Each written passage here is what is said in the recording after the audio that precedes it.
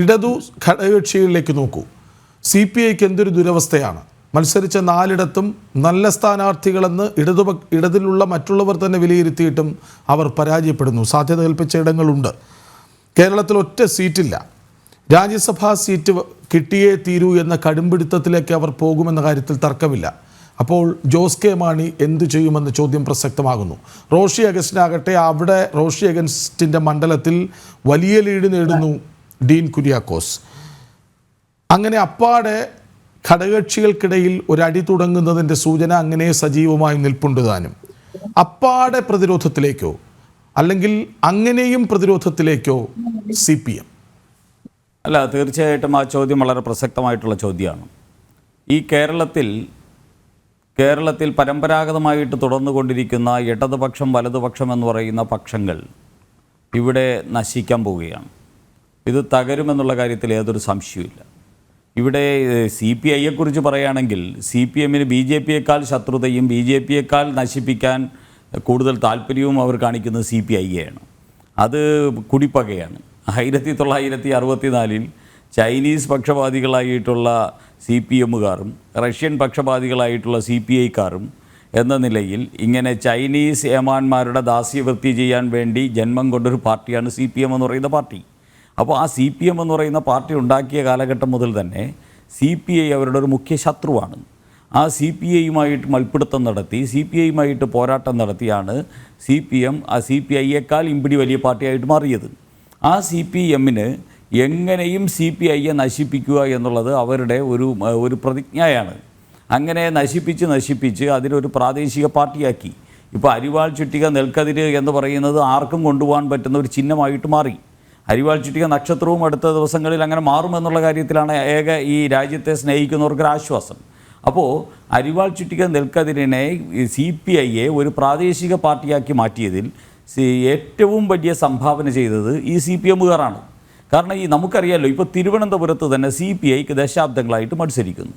CPI മത്സരിക്കുന്ന സ്ഥലത്ത് ഏതെങ്കിലും CPMകാരൻ ഈ ആഘോഷങ്ങളിലും പുറത്ത് പ്രചരണങ്ങളിലും അല്ലാതെ അടിസ്ഥാനപരമായിട്ട് CPIയെ ജയിപ്പിക്കാൻ വേണ്ടി പണിയെടുക്കുന്നു. തിരുവനന്തപുരത്ത് നമ്മളത് കണ്ടതാണ്. തിരുവനന്തപുരത്തെ മുഴുവൻ പാർട്ടി സംവിധാനവും അവരുടെ ജില്ലാ സെക്രട്ടറിക്ക് വേണ്ടി ആറ്റിങ്ങലിലേക്ക് പോയി. ഞാൻ ആറ്റിങ്ങൽ പാർലമെൻറ്റിൻ്റെ ഇൻചാർജ് ആയിരുന്ന BJPയുടെ ഭാരവാഹിയാണ്. ഞാൻ തിരുവനന്തപുരത്ത് നിന്ന് ആറ്റിങ്ങലിൽ കഴിഞ്ഞ 3-4 മാസമായി താമസിച്ച് അവിടെ പ്രവർത്തിച്ചുകൊണ്ടിരിക്കുന്ന ആളാണ്. എവിടെ പോയാലും ആറ്റിങ്ങലിൻ്റെ എവിടെ പോയാലും അവിടെയൊക്കെ കാണുന്നത് തിരുവനന്തപുരത്തെ CPM സഖാക്കന്മാരെയാണ്. അപ്പോൾ CPM സഖാക്കന്മാരെല്ലാം കൂടി ആറ്റിങ്ങലിൽ വന്ന് പ്രവർത്തിച്ചു. എന്തായാലും അവിടെ നമ്മൾ തോൽപ്പിച്ചു കൊടുത്തു, അതിലൊരാശ്വാസമുണ്ട്.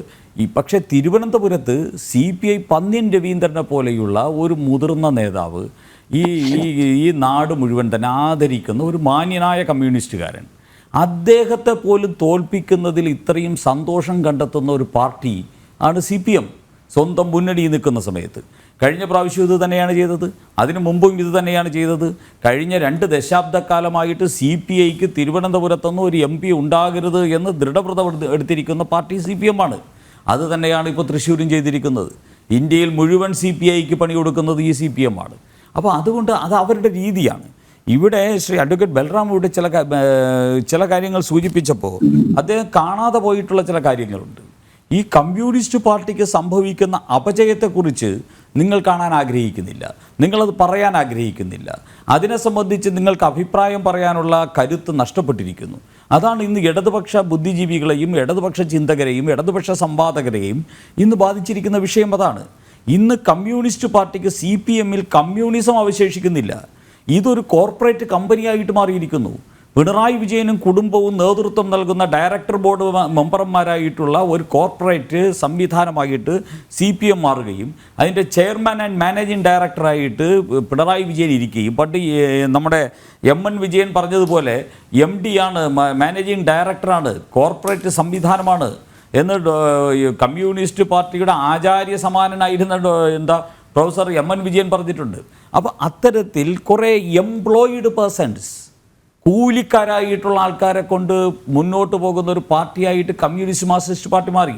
ഇവിടെ നേരത്തെ ചോദിച്ചില്ല എന്തുകൊണ്ട് കേരളത്തിൽ കമ്മ്യൂണിസ്റ്റ് പാർട്ടിയുടെ മാർക്സിസ്റ്റ് പാർട്ടി അവശേഷിക്കുന്നു എന്ന് ചോദിച്ചാൽ, സഹകരണ സംഘത്തിൽ ജോലി കൊടുത്ത് മാസാമാസം ശമ്പളം കൊടുക്കുന്ന കുറേ കമ്മ്യൂണിസ്റ്റുകാരും പുറംവാതിലൂടെ നിയമിച്ച് മാസാമാസം ശമ്പളം കിട്ടുന്ന കുറേ കമ്മ്യൂണിസ്റ്റുകാരും ലോക്കൽ കമ്മിറ്റി സെക്രട്ടറിയായി ഏരിയ കമ്മിറ്റി മെമ്പറായും ഏരിയ കമ്മിറ്റി സെക്രട്ടറിയായിട്ട് മാസാമാസം ശമ്പളം കിട്ടുന്ന കുറേ കമ്മ്യൂണിസ്റ്റുകാരും അങ്ങനെ ശമ്പളം വാങ്ങുന്ന കമ്മ്യൂണിസ്റ്റുകാരുടെ എംപ്ലോയിഡ് സാലറീഡ് ആയിട്ടുള്ള ആൾക്കാരുടെ ഒരു പാർട്ടിയായിട്ട് കമ്മ്യൂണിസ്റ്റ് പാർട്ടി മാറിക്കഴിഞ്ഞിരിക്കുന്നു.